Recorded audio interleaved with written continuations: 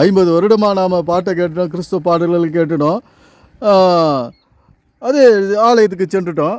ஏன்னா காணிக்கை கேட்டாங்க, காணிக்கை கொடுத்தாச்சு. அது நமக்கு பிரயோஜனமா?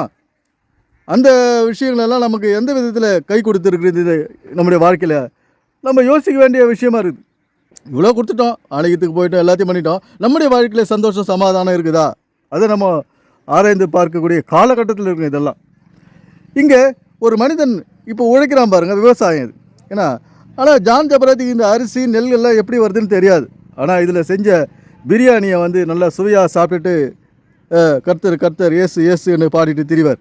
ஏன்னா இப்போ இந்த நெல் நாற்று வந்து அரிசி வருது இதுலேருந்து. என்ன நெல்லாக வந்து விதைக்கிறாங்க, மொத்தமாக விதைக்கிறாங்க. எவ்வளோ நெருக்கமாக இருக்குது பாருங்கள். ஏன்னா அதை வந்து எடுத்து இந்த பக்கத்தில் நட்டுக்கிறாங்க பாருங்கள், தூரமாக நட்டுக்கிறாங்க. இப்படி ஒவ்வொரு விஷயமும் இந்த காலகட்டத்தில் நம்ம செஞ்சு தான் ஒரு உணவு உற்பத்தி ஆகுது. இங்கே இந்த கஷ்டங்கள் நஷ்டங்கள் வலிகள் எல்லாம் உணராதவர் ஜான் ஜபராஜ்.